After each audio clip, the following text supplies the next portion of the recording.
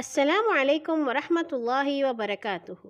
کہانی زبانی کے ہنستے مسکراتے اچھلتے کودتے بہت ہی بہادر اور سمجھدار ساتھیوں، آج ہم آپ کے لیے لائے ہیں پیارے نبی صلی اللہ علیہ وسلم کے ایک پیارے صحابی کی کہانی، یعنی کہ ایک اور ہیرو کی کہانی۔ یہ ہیرو کیوں تھے؟ سنتے ہیں۔ عنوان ہے حضرت ابو مکیہہ کا صبر، اور اسے آپ کے لیے لکھا ہے طالب ہاشمی نے۔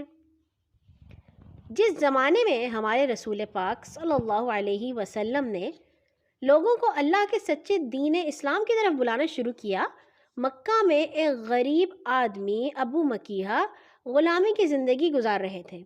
ان کا آقا قریش کے خاندان بنو جمح کا ایک رئیس امیہ بن خلف تھا۔ اس کو اپنے بتوں اور باپ دادا کے مذہب سے بڑی محبت تھی۔ رسول پاک صلی اللہ علیہ وسلم نے لوگوں کو بتوں کی پوجا کرنے سے منع کیا اور صرف ایک اللہ کو ماننے کی نصیحت کی، تو وہ آپ کا سخت دشمن ہو گیا۔ لیکن ابو مکیہہ بڑی نیک طبیعت کے آدمی تھے۔ وہ فوراً رسول پاک صلی اللہ علیہ وسلم پر ایمان لے آئے اور بڑے پکے اور سچے مسلمان بن گئے۔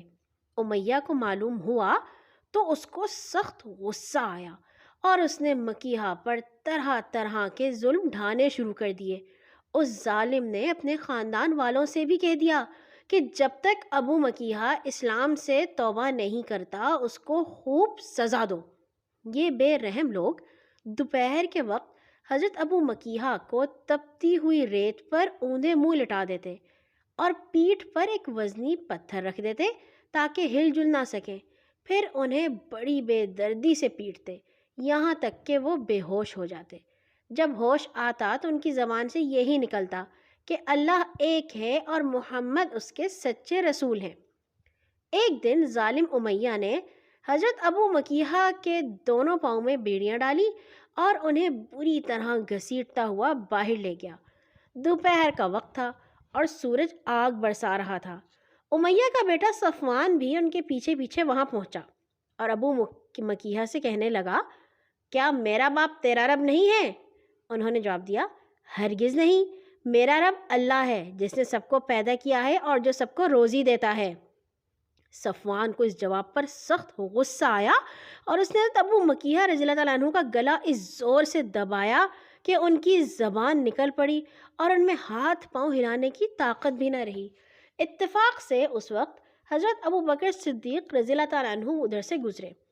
انہوں نے حضرت ابو مکیہہ پر یہ ظلم ہوتے دیکھا تو ان کا دل بھر آیا۔ اسی وقت حضرت ابو مکیہہ رضی اللہ تعالیٰ عنہ کو امیہ سے خرید کر آزاد کر دیا، لیکن اس کے بعد بھی مکہ کے کافروں نے ان کو ستانا نہ چھوڑا۔ آخر نبوت کے 6 سال وہ رسول پاک صلی اللہ علیہ وسلم سے اجازت لے کر بہت سے دوسرے مسلمانوں کے ساتھ مکہ سے ہجرت کر کے حبشہ چلے گئے۔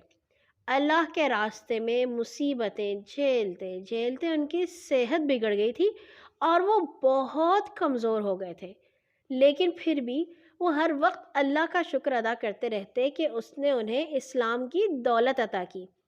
آخر ان کی صحت بالکل جواب دے گئی اور وہ بدر کی لڑائی سے کچھ عرصہ پہلے فوت ہو گئے۔ حضرت ابو مکیہہ رضی اللہ تعالیٰ عنہ نے اپنے سچے دین کی خاطر جس صبر سے ہر قسم کی سختیوں کا مقابلہ کیا، وہ رسول پاک صلی اللہ علیہ وسلم کے پیارے ساتھیوں میں ایک مثال بن گیا تھا، یعنی کہ وہ صحابہ کے بھی ہیرو بن گئے تھے۔ اللہ ان پر اپنی رحمتیں نازل فرمائے، آمین۔ کل آئیں گے انشاءاللہ ایک اور نئی کہانی کے ساتھ۔ اللہ تعالیٰ سے دعا ہے کہ جو لوگ بیمار ہیں اللہ تعالیٰ انہیں جلدی سے ٹھیک کر دے اور وہ ہنسی خوشی کھیل کود سکے، آمین۔ اللہ حافظ۔